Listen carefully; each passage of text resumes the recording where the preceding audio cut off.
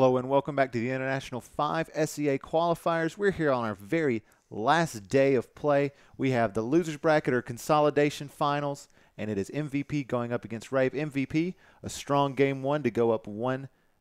I am joined here by Gods, Ziori, and Purge subbing in for Luminous. Hey guys, happy to be here. Yeah. I made it. We did it. I love this shirt. It's my favorite. I really like Tidehunter. So he's a good guy. Good guy. He is. Quality Average man. watermelon. And you don't run into – I don't own that shirt, so we don't yeah. run into the Yeah, problem God. where Purge and I both wear the Tidehunter shirt. We Yeah. walk downstairs and we're like, one of us has to change. Yeah, we we- can't both be out in public in the same T-shirt. That was the best shirt after TI2. It just felt so comfy. It was Yep. great. And me and God's on the same shirt, and we'd wear it all the time at the same time. Yep. It happened at least 4 times. And That's how often cute. does that happen when you have somebody? I mean, it's rare that you have roommates with the same T-shirt, but Yeah, it was bad after TI4, so everybody bought the same shirts. Everyone was like, "Oh, the Enigma one's awesome. The Brooklyn Kurtz," and sometimes you show up and it's like, "Well, guess we coordinated the wardrobe today, boys. Well done, well done." I've just gotten over it. There's so many Dota shirts now that I'm like, Yeah. oh, wow, you own the same one. Yeah. There's thousands of other people, whatever. It was like us heading over to LAX. Some of us had to change hoodies because we almost had like 4 members showing up to the LAX airport wearing the exact same purple Twitch hoodie. Yes, we look like a cult. It's a great hoodie for the airplane, though. It fills a lot of needs. Anyway, focusing back on Dota, we have a wonderful series coming out right now.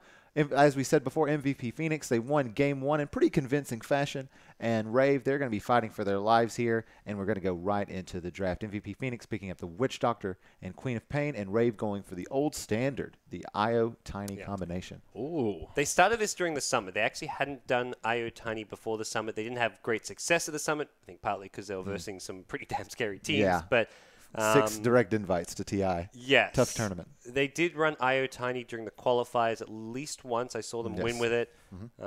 So I think for Rave, this is something they just feel confident with. They're pretty they're comfortable that this is a strategy they can fall back on when they need to. It's one of those, my back's up against the wall. Let's go to what works. Let's do Tiny Wisp. Yeah. I like the bans. They ban out the Draw Undying with it. Does leave the Witch Doctor still in the pool, which MVP Phoenix going to instantly snag up. But you can't ban everything. Yeah, this is a great Witch Doctor game. It's great against the Wisp, and also we talked about it. Nuts has been out of control on that hero. So 8-1.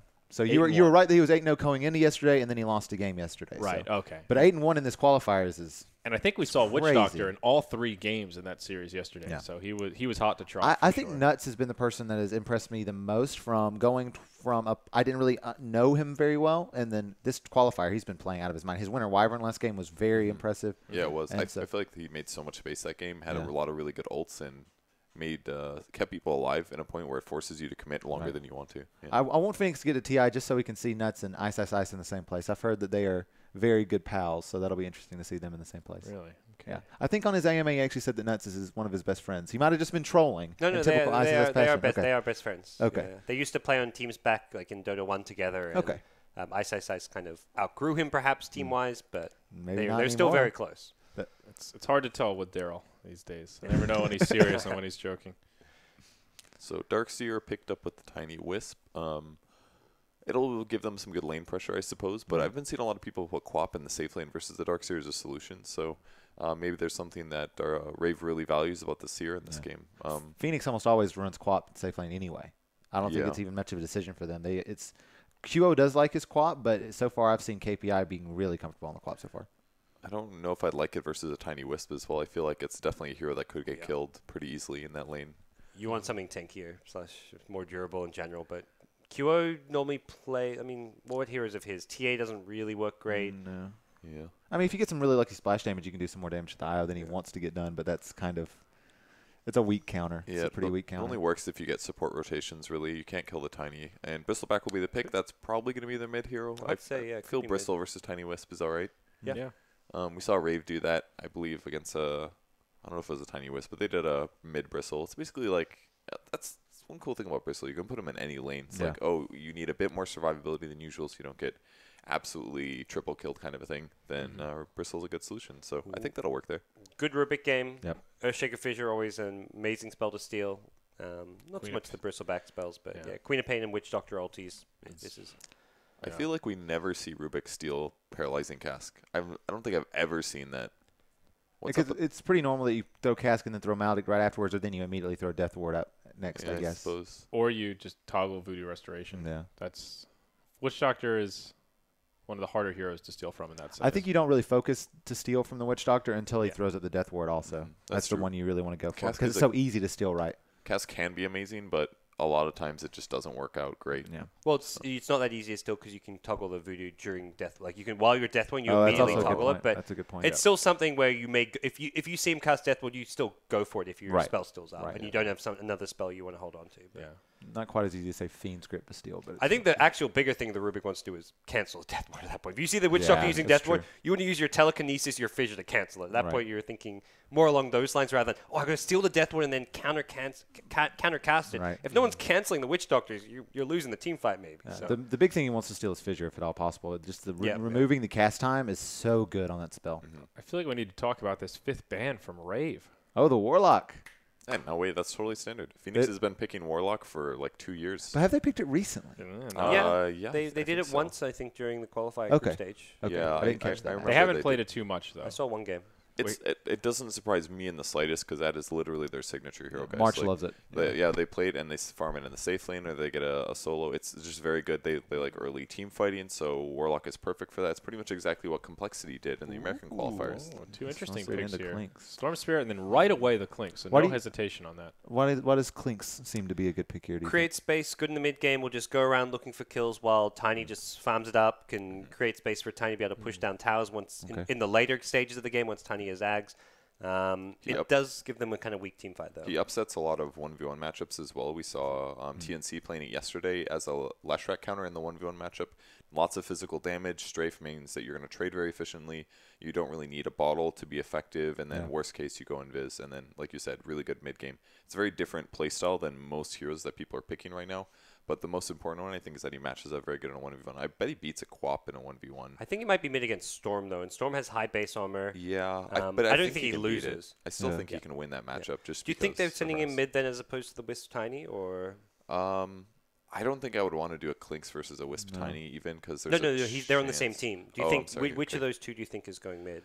If it's going to be a Bristle, I think I would rather still put the Wisp Tiny because I feel like you could farm there and have no problem with it. And then you want to put I guess Clinks in the safe lane, get him some levels. Once he's level 6, then he moves around the map getting kills. And then that should create more space for Rubik to farm as well as the Wisp Tiny to take control of the entire jungle. Yeah, I think they were pretty certain that March was going to be on the Bristleback, so Clinks looks really well in that respect and able to stay pretty far out of range of the Bristleback with a new additional attack range that he has up to 625 now, I believe.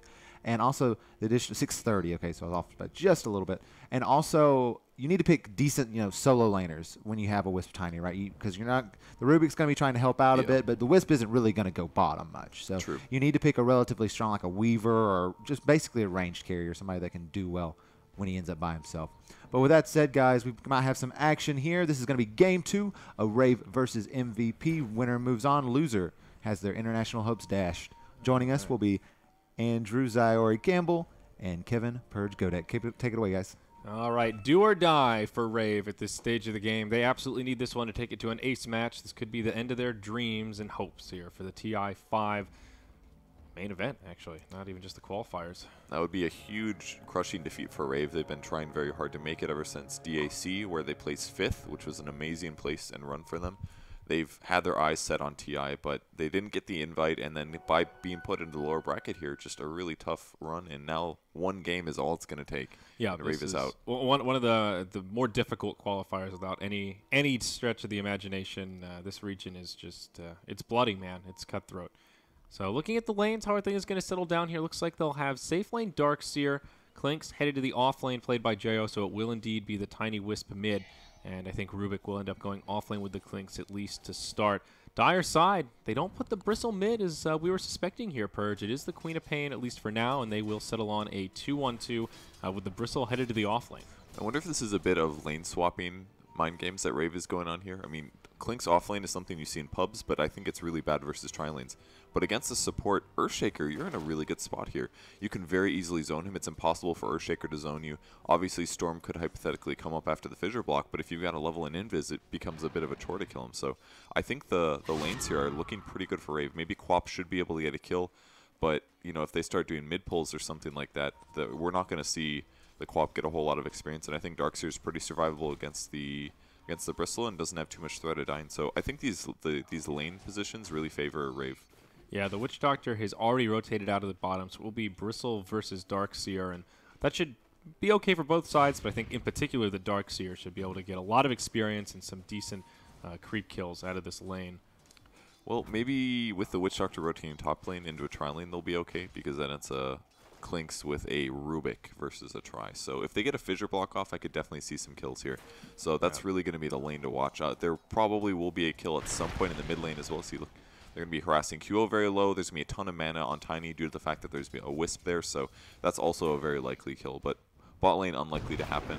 Febby looking for the Fissure block. Nope, just going to nail Ninja Boogie here. Yeah, just harasses him. Nuts does have a Sentry Ward on the Witch Doctor, so if they find a kill opportunity, they will have something to deal with the Skeleton Walk of the Bone Fletcher and possibly find a kill. Bristleback will get that Illusion Rune down bottom, and in the mid, QO still taking a lot of pressure. And even though he's getting harassed back pretty hard, QO is still farming decently. 8-3 compared to the 11-2 Tiny. He's still doing okay, holding his own against the dual hero matchup. And Rave now swapping lanes. Darkseer going to the top lane. Clink's coming to the bot lane because the tri lane was there. It was getting a little scary, plus the pulling was about to go through. So now Jo guarantees that he gets some last hit in the safe lane. And now it's Bristle versus Clinks, which I think is still pretty good for Clinks. He can harass a lot. It's a little mana dependent, but he should be able to keep March at least at a little bit of threat of dying. Yeah.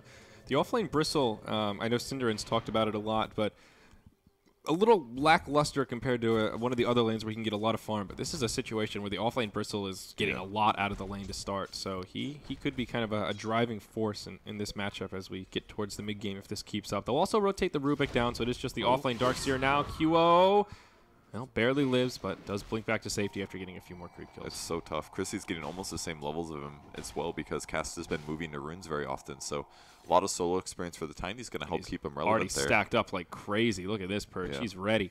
You can double stack pretty easily if you kill the trees, and that's one of the things that makes Wisp really strong. You got to do the double stack though, and a little bit of harasser on QO.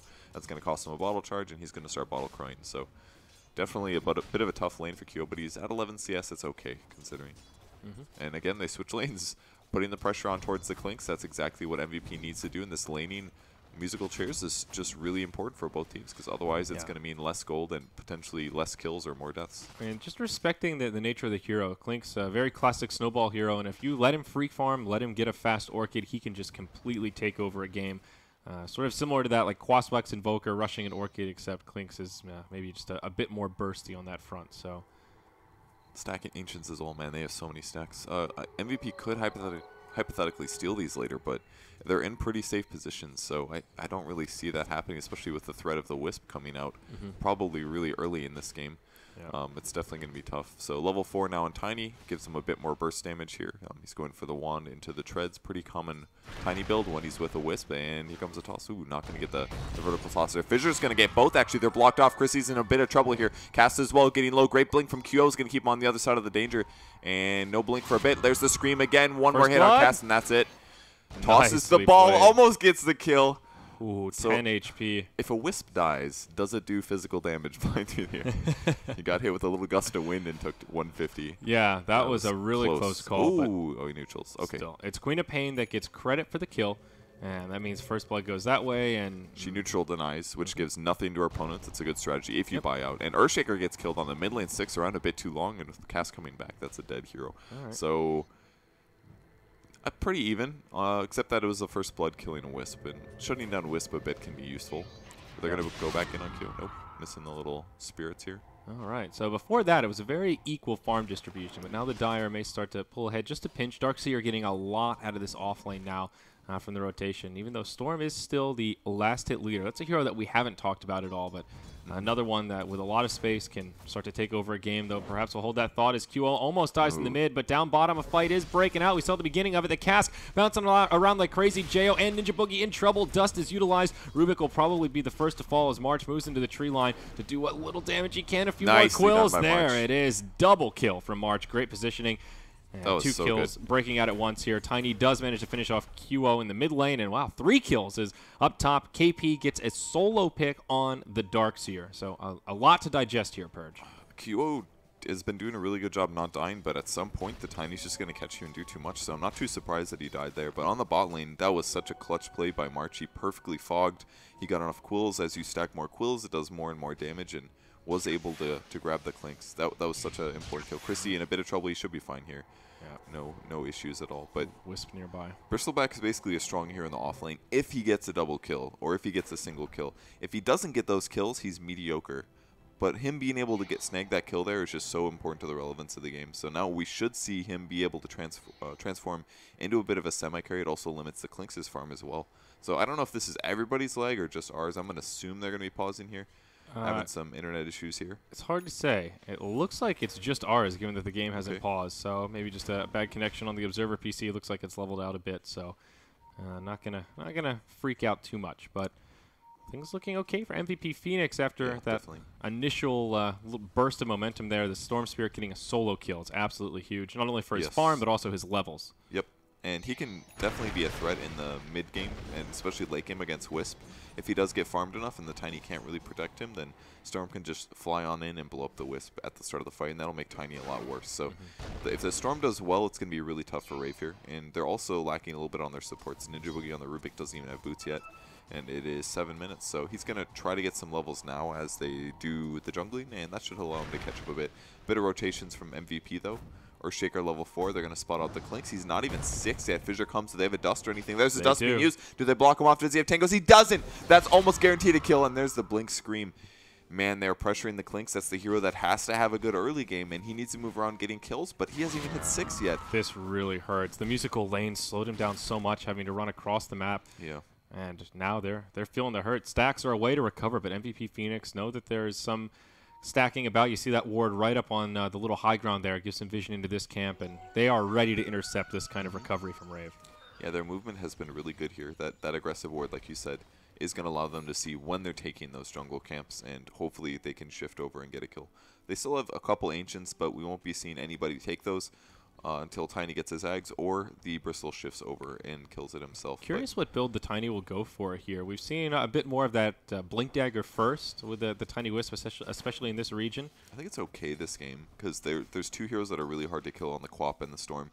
And Earthshaker can always fissure block as you approach, same with Witch Doctor. If he gets a Blink, he can start one-shotting those important cores. But it's up to preference, I guess. Could get Ags as normal. Yeah, absolutely.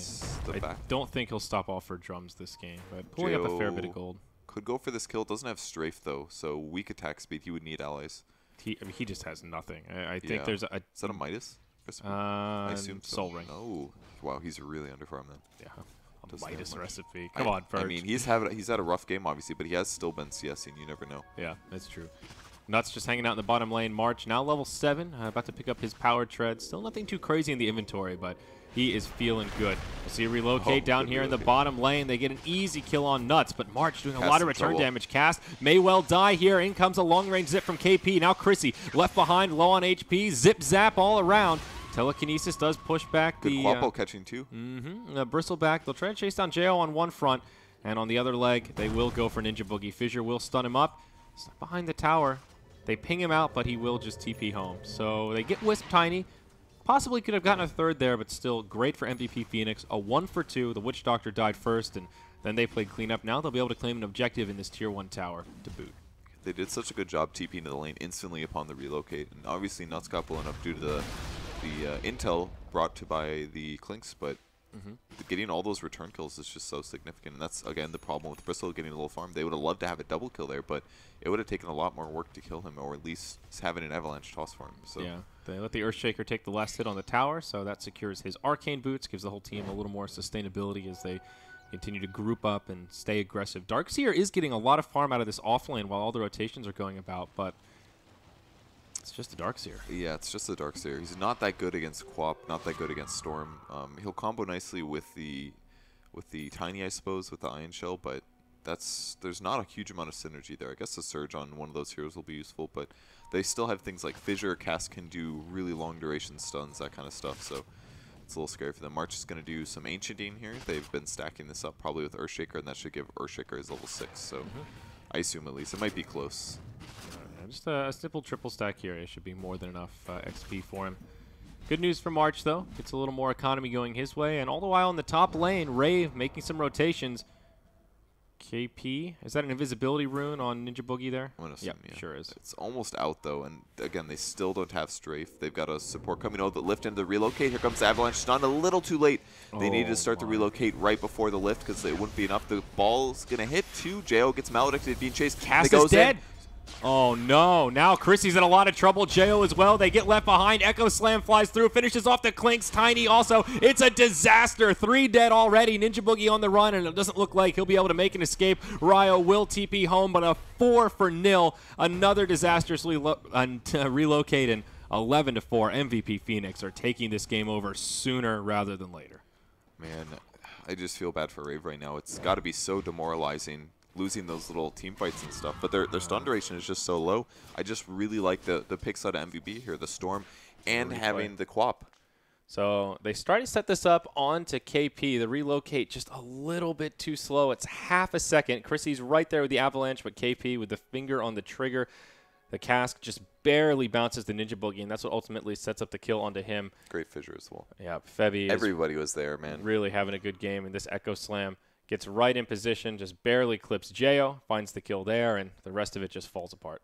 Once you don't get that Storm kill, it's just almost impossible to retreat because he can always chase after you, provide slows, provide vision, all that important stuff. So, and you're just in so deep at that point. I mean, they were close to the tier 2 in the lane, and I think Rave is doing the right thing. They need to get ganks off here because they are behind, but they're not quite executing them perfectly. And it becomes even harder because everybody's HP is strong. So they've got to do the relocate and then immediately lift and then do the avalanche toss. And Chrissy's going to get caught on the tier 1 tower. And is he playing him out? He doesn't get it off. Oh, what a beautiful death ward. The cast bounces right into him. It's another duo of kills for MVP Phoenix. One going to the Witch Doctor and one for the Storm Spirit. Nicely played by Nuts. That was just beautiful positioning. The cask right there to hit the Wisp as soon as he comes in, and the Death Ward just blew him up. With no armor, the Wisp is an easy kill there. I don't even think he was expecting the Wisp to be there necessarily. He was just throwing his stun out, but the Wisp came in at the perfect time, and he was trying to relocate, but if you stun a Wisp while he's channeling that, it cancels. So and that's exactly what happened. Another 2 kills going to MVP, and I think that was a pretty rare mistake from Chrissy. And another tower. That's the big thing here. Yes, that's, man, it's just looking so dire for Rave here in this game. They just keep getting so many kills. There's the blink scream and another kill going to MVP. Ninja Boogie from full to 0 in the blink of an eye. Nice setup from MVP Phoenix. And at this point, they are just balling out of control. They've got to be ahead by nearly 7,500 net worth at this point, if not more. And we're only 14 minutes in. Yeah, they're soon to break the 5-figure mark. That's such a big disadvantage, especially with the mobility. If they blink forward, Avalanche, this could be a kill and kill. The toss does snag it. This is what Rave needs. That's just one, but that was a big kill. And I think the blink was absolutely mandatory here on Tiny. The only way they're going to be able to snowball this is by getting a stupid amount of kills, and blink is the one way to facilitate that. He's got a lot of targets too. Earthshaker's fairly squishy. Witch Doctor definitely squishy. And QO on the Quap definitely squishy. Even Storm's going to be squishy for a bit here. Yeah, March is just that one target that he can't really go for. But absolutely not. Everyone else is essentially food. And March is itemizing very well here. Grabs himself the early Vanguard as well as the Cloak. So, yeah, he's not dying to Tiny anytime soon, that's for sure. Even the Clinks, there's no way Clinks will get him because as soon as Clinks shows up, he'll turn his back and run. Yeah, I mean, Clinks still has no items either, so his damage output is lackluster to say the least. I don't think we'll see anything out of Clinks for the next 5 minutes. I mean, maybe he'd kill a Witch Doctor if Witch Doctor uses stun on something else, but I don't see Clinks being able to kill anybody in the early game here. And he's so far away from any kind of team fight item like Orchid or Desolator. He's just entirely reliant on his skill points, and at this moment, the enemy team is doing much better. Yeah, I mean, maybe if they can get some towers, find some objectives, that's a different story, but it is tough stuff. So last time he played Clinks in a pro match was on EG in 2013, a very long time ago, back when Jo was on that American team. I feel like it doesn't really fit Jo's playstyle. I think he has. Yeah, I would agree. He's more of like a consistent carry player. I don't see him as more of a ganking type player. He does do ganking styles sometimes, but as a whole, I think it's different than his typical playstyles. Not saying he can't adjust, but he's definitely having a hard time here. But I think that's more just due to MVP playing really well. Storm has just gotten so much momentum, though, not only from that early farm, but all these kills. Gets a 15-minute Orchid on top of having Treads, Bottle, and Wand. This is a great timing, yeah. normally when you get Orchid, you're sitting on 800, 900 HP, but he's already at level 11 with the wand pickup as well and sitting on strength treads. He doesn't even look like a threat here. And once he gets his point booster, then Tiny can't one-shot him anymore. So the next team fight is really crucial for Rave. If they don't win it convincingly, it's going to be so almost impossible to come back. Battle for ward coverage here. 2 sentries come down for the Radiant side. They've also got an observer of their own. They will reclaim a little bit of vision in their jungle. That's something. QO takes a combo. Will be able to blink back. No bounce on the cask. But in comes the rest of the team. KP zipping across. Orchid out on the cast. That should secure the kill. One more auto attack does get it. Soulburn not quite enough, but now Ninja Boogie will be left behind. Tiny also falls on the backside to the Witch Doctor. Looks like his ultimate was enough to secure the kill there. Split pushing from the Clinks does secure a tower kill in the mid lane, but a very small consolation after losing a 3-0 battle in the Radiant jungle. If they would have grabbed the Quap with the initiation, it would have been okay, but they were still going to lose those 2 supports no matter what, because Storm was in the area. An MVP doing the smart thing, just 4-manning essentially. They don't really care that much about losing towers right now. It's like it's a small piece of the gold pie compared to getting kills or letting them start to snowball. If 2 MVP heroes go back to counter push and try to kill Jo and the Darkseer, then all of a sudden maybe Tiny's able to get a solo kill. I think the dangerous hero here is definitely Tiny.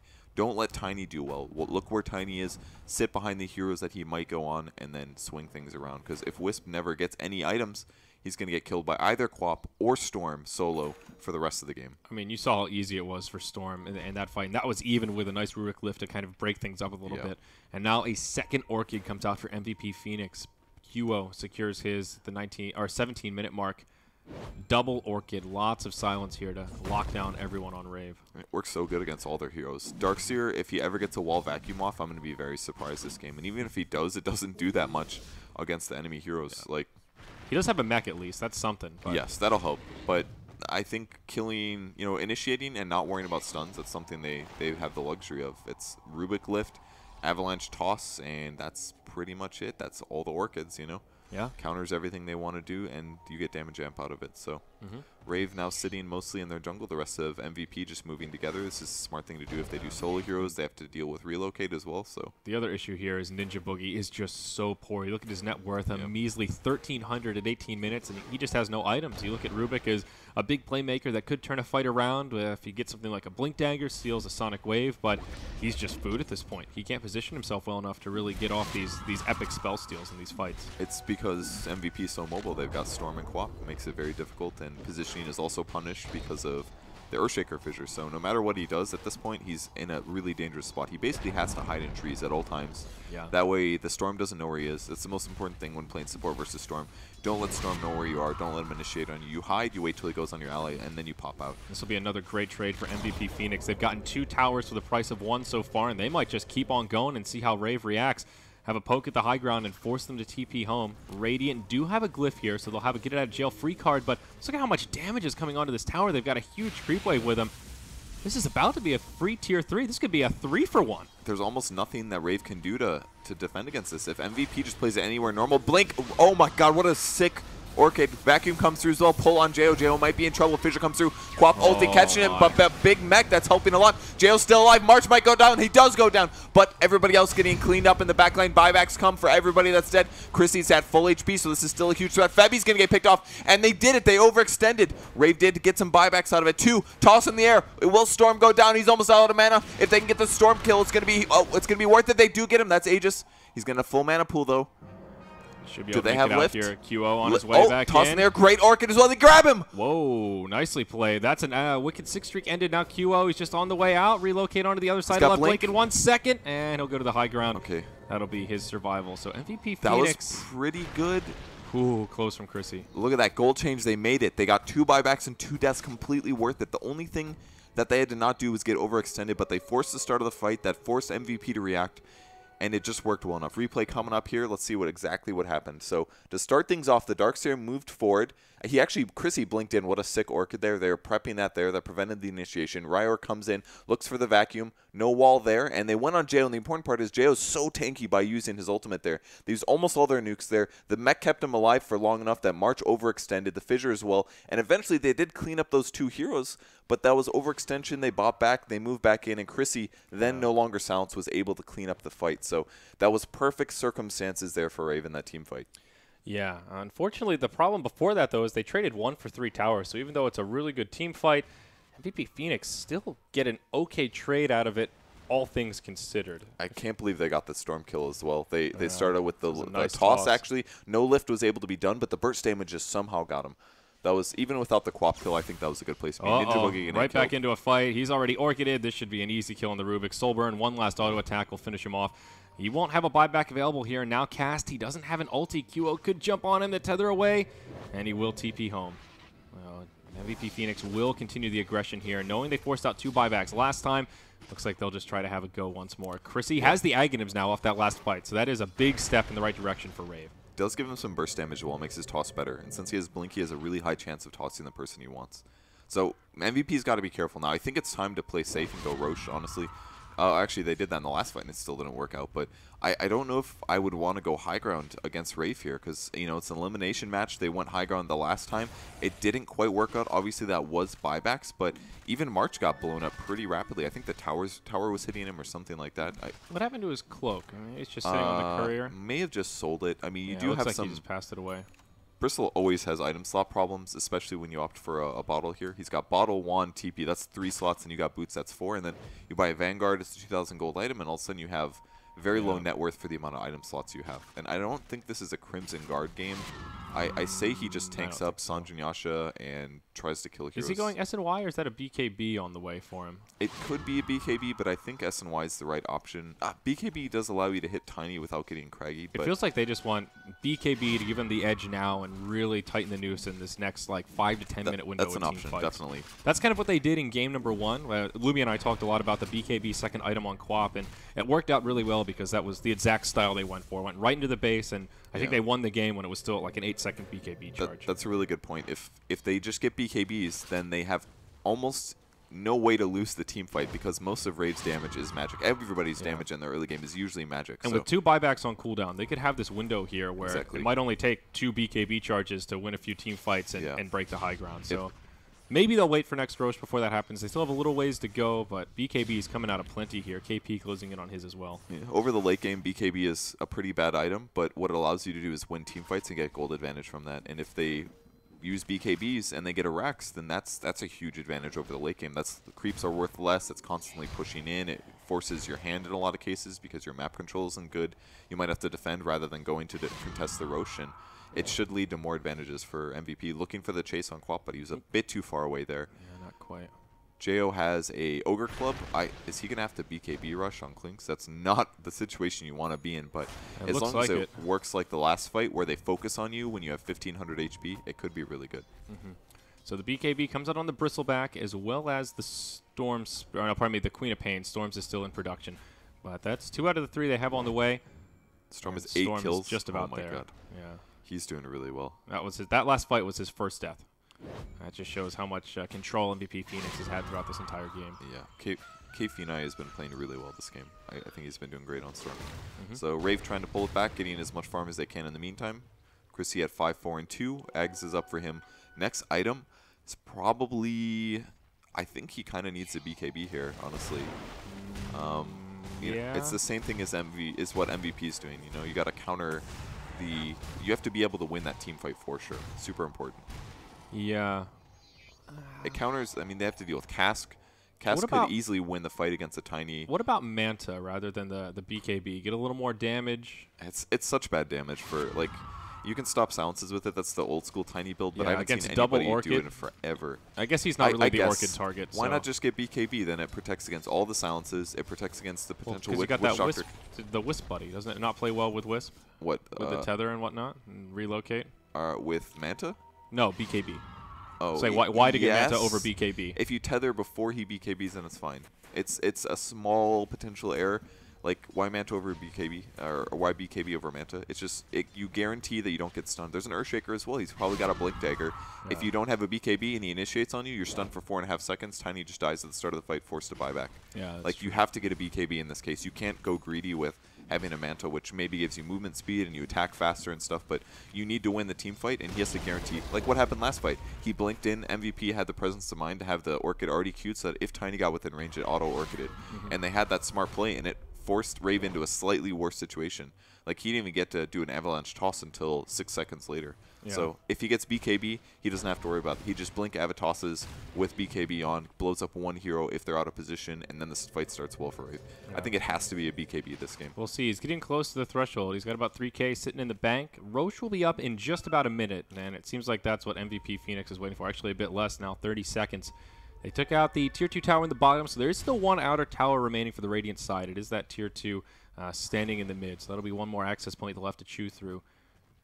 Do you think Rave can actually contest this next Roche, or do they need to or do they basically just have to hand it over? I think they can, because they've already got a smoke ready to go. They're kind of moving and grouping together here. Roche is pretty much has to be up about here, and they've also got relocate, so they don't have to commit everybody to being in the area. That's true. I guess it's tough because they're at a gold disadvantage. There's a high chance that they'll lose the fight. If by they get Roche, wiped at the Roche pit, then things are looking very rocky for them. But is that better than letting them have an Aegis? That's Yeah, a question I'm not completely sure It's I a know the toss-up. answer to. It's really tricky. If they have their BKB, I say go for it. They have the but I BKB don't on know. Clinks now, so that is a BKB. Of course, not the one that you're talking about. But There's so many BKBs this game. Yeah, it's now 3 on the Dire side. Also the Blink Yeah. Dagger on the Earthshaker, something that I don't know that we made mention of, but certainly worth taking point.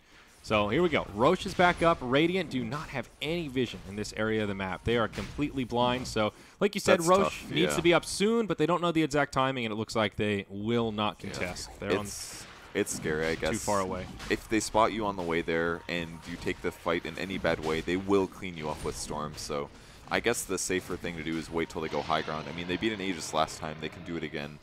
And again, it's BKBs, so it's not a Bloodstone. And once the fight starts and most of the mana's gone, he's going to be out of mana. They could potentially clean up. So the longevity of the fight is mostly centered around that first 10 seconds. So they're going to have to play around the Aegis again. And that's really tough on Storm as well, because that's double the mana. So even with the BKB build, he should have a lot of mana. That should be at least 2 or 3 kills if he's uncontested. So MVP just going straight up the mid lane. Looks like Rave will try to split push at least for now. Maybe just trade tier 2 for tier 2. Get any little bit of extra gold they can. Having extra reliable gold at this stage is certainly handy for buybacks, which were needed last time to make that happen. And I reckon that could be the case again here. They will have a glyph, so that's something that will certainly be in their favor. I like this position. He might be able to get a solo kill here. Oh, this is big. Does he know if they're set up? He goes for it. There's the Orchid Storm balls in. Easy kill. That's a really good way to start the fight. Oh, boy. They're already hitting the racks on the top barracks. The creeps were in the base, so they should be able to do this. Might see an avalanche toss. BKB goes through. Vacuum as well. Jo gets low. QO gets really low. BKB, he almost gets away. He does live. Oh, no. Here we go. The channel, or the Death Warrior getting a good channel here. Jo will fall next. He doesn't have a buyback either. Now the Wisp is dead, but buys back straight away. Witch Doctor falls off to the backside. Chrissy has already used his BKB, and he's on a bit of a retreat. Decent fight for the Dire side. Now they force out the glyph, but they will have to retreat here.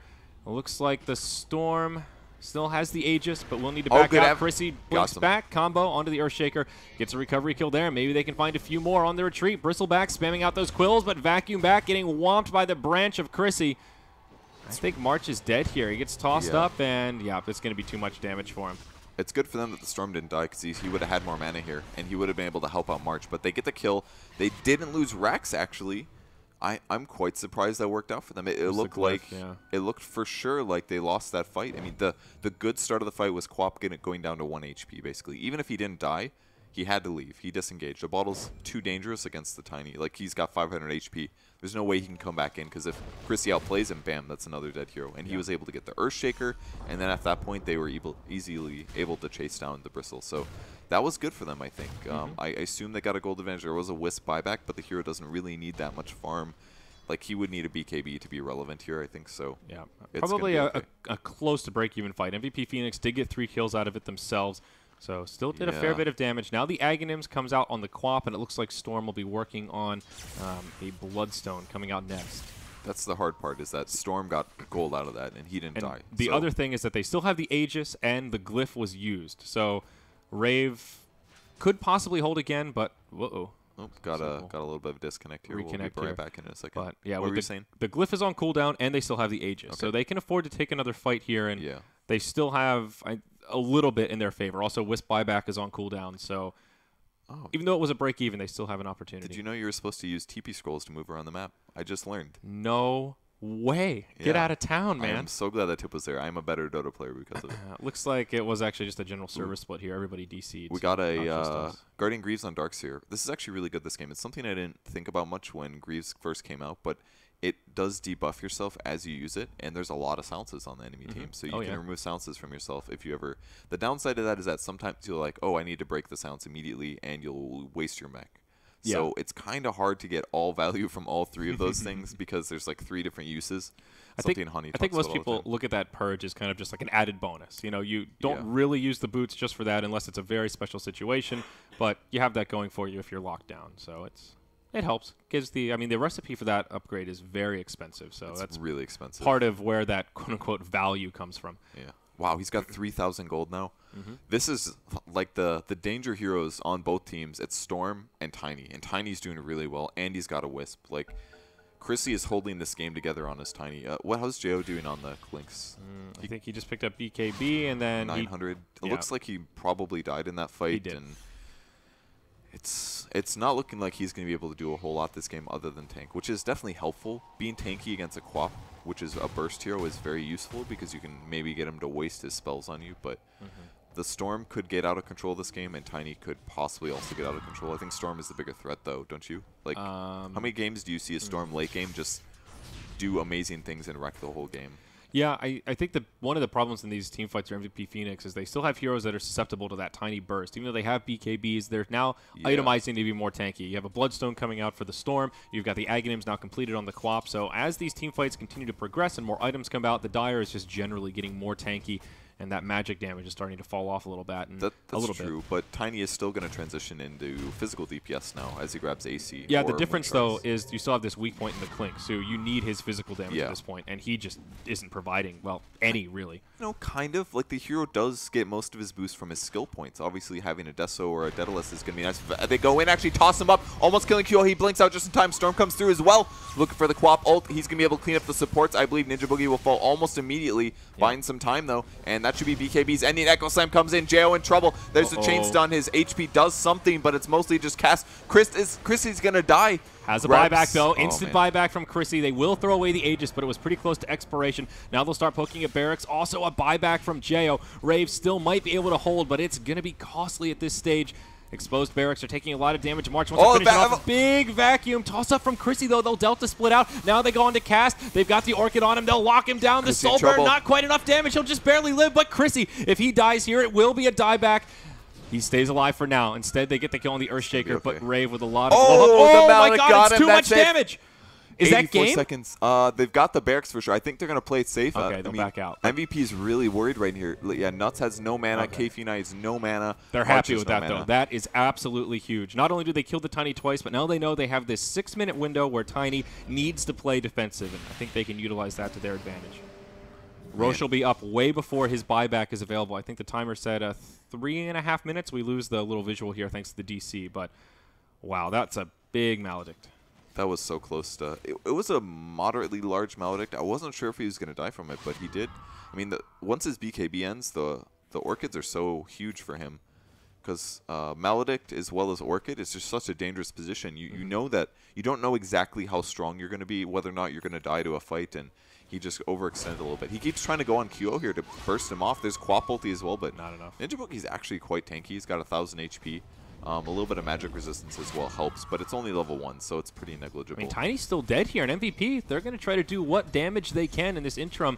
They know there isn't a glyph, at least for a few more seconds, and they'll just be happy to chip at this tower. Now they go right in onto Ninja Boogie. He should go down. This time they've got the damage. Jo will use his BKB, stand and fight as best he can, but Ryo, he's silenced, and it's not going to be enough. The Death Ward doing a lot. The Soul Burn is there. Now Cast in trouble. This could be close to a GG moment. All the heroes dead are lacking buybacks. Tiny just around the corner, but without the Wisp, he's not nearly as scary. They lose the tier 3 in the mid lane. Now the Barracks taking a lot of damage in both the mid and the top. Chrissy is smoked up. This is do or die here, Purge.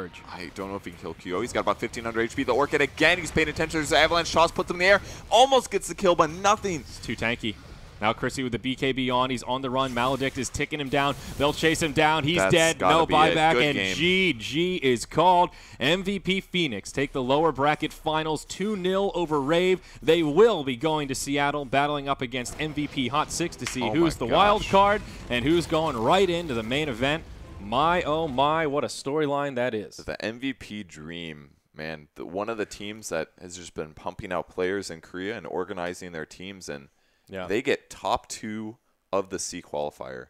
Who would have thought? That's really good for them. They've got to feel amazing. Let's bring it back here. We've got Gods and K-Pop-Tosis. What a series, gentlemen.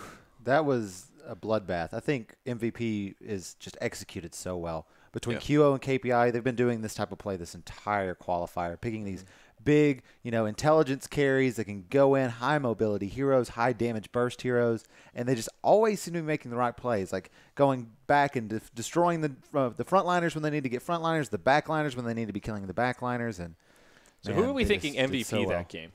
I think K-Phenai definitely. He played frankly amazing. KP or QO, I think. To me, the big story of that game, which is is around QO. Every time they went on him, he survived on a sliver of HP. Yeah. In the laning stage, so many times they'd try combo him down. He'd survive on 20 to 50 HP. In the late game, they'd initiate on him when they're trying to defend the high ground. He would blink away with a sliver of HP. That was, to me, the big story of this game. They just lacked that tiny bit of extra damage to kill the Queen of Pain at the start of the fight. But KP, this was, to me, like the hero-player combination that really set everything up and allowed MVP Phoenix to steamroll. Yeah, definitely agree. And even at the end, the Aghanims gave him just that little extra bit of HP to not get comboed down. Just staying that small margin ahead. Very impressive. Imagine the difference if they did get those kills on Quap those few times. Especially in the laning stage. In the laning stage. He could have had faster items. He would have had more HP. He could have done more burst damage. It would have provided him some snowball. And, I mean, Chrissy already did amazing that game, considering the circumstances. Yeah. But if he had a bit more gold gain or a bit more levels, especially at levels, a bit more damage here or there, they could have turned things around, maybe defended and won. So slight better coordination. Remember the relocate gang top. If they did the relocate first, then they did the lift, they would have gotten in time, could have done the avalanche toss. That could have won them the whole game. Just a bit more advantage there because they defended very well in the top push. But they needed more gold gain and more team fight win to take that. So Rave gets knocked out. Yeah, a rough game for J.O., as you guys kind of mentioned as well. Exactly what I was going to say. Yeah. He couldn't find movement and rotations on the map very easily. It was just a struggle for him to really get involved and do too much. I think part of it a comfort thing, but also part of it maybe just draft-wise that wasn't Raven doing something that they're used to doing. Yeah, exactly. Do you think, was it an execution issue? Could he have done more? They tried to play the musical lanes to move him around, but MVP Phoenix adjusted right away as soon as he shifted. I think it was maybe about 20 to 30% his play, and then the rest of it was just a draft and just game, kind of how the game developed thing. Yeah. Outside of him doing more, but I think he definitely could have done more, but it wasn't as much as you could say. Oh, Jay just had played awfully. I think he played pretty well. I think the idea was to get a lot of pickoffs, both with Clinks going to scout and then relocating on top of the Clinks. But MVP Phoenix kind of was aware of what that strategy was going to be and picked some really good cores that weren't. I mean, it's really hard to relocate gank a Storm or a Quap because they can just blink away. Yeah. Earthshaker's really good at counter initiating in the same way. Witch Doctor maybe not the best, but if you relocate on top of Witch Doctor and you get a good cask, they just bounces back and forth. Just a really difficult game for Rave to be getting these pickoffs, and they didn't get them. Yeah, I mean, we saw in that early to mid game, the first few relocates were pretty disastrous just in general. And like you said, a lot of it was just against the Witch Doctor. They were pretty well equipped to deal with it. Right. Even just that one play when the Storm just barely zipped away, they slightly mistimed that the coordination with the lift into the avalanche. That kill alone could have been the little bit to tip the scales and maybe give them a victory there. Really close game. I think the biggest thing that Jo needed was probably to not die to Bristleback on the bot tier 1 tower.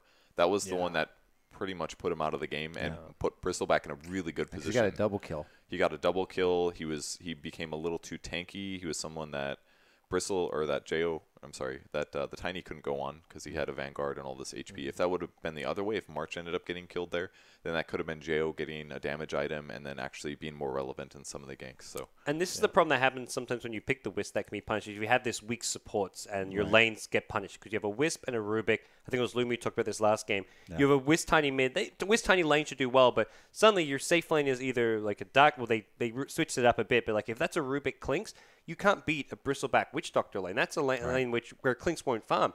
That's why they sent the Clinks off lane because they're like, well, it's probably the best lane for him to farm against the Storm, and they can just trade farm. But laning-wise, the early game was MVP Phoenix favored. And while it looked like mid to late game, Rave maybe had a chance if they'd done a bit better with the Wisp Tiny getting kills, I think MVP Phoenix didn't actually execute that well in the mid to late game. I think this game could have been even more one-sided than it was. Yeah, those Rave supports just were very passive, stacking constantly. They weren't really able to help. Well, it wasn't their play. It was just the nature of the nature of the heroes. Yeah. Exactly, exactly.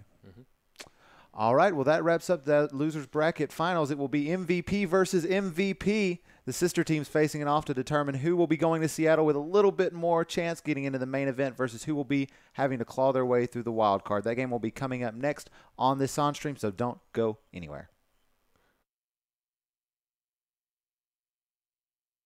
He's not even 6 yet. Fissure comes, do they have a dust or anything? There's the dust being used. Do they block him off? Does he have tangos? He doesn't. That's almost guaranteed a kill, and there's the blink scream.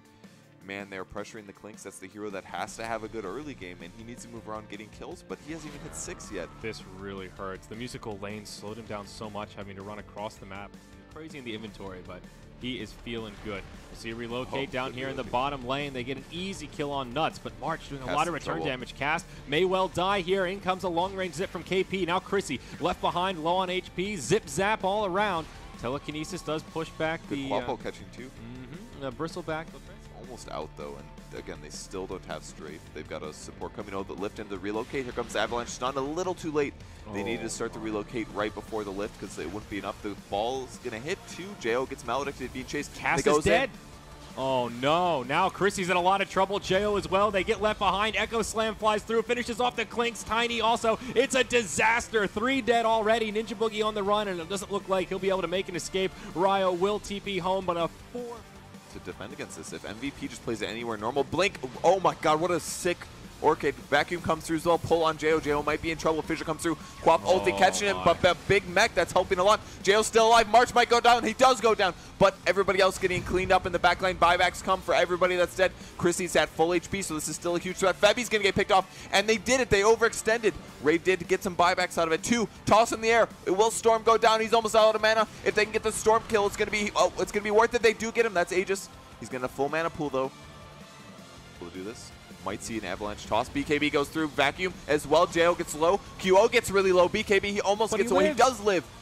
Oh no, here we go. The channel, or the Death Warrior getting a good channel here. Jo will fall next. He doesn't have a buyback either. Now the Wisp is dead, but buys back straight away. Witch Doctor falls off to the backside. Chrissy has already used his BKB, and he's on a bit of a retreat. Decent fight for the Dire side. Now they force out the Glyph, but they will have to...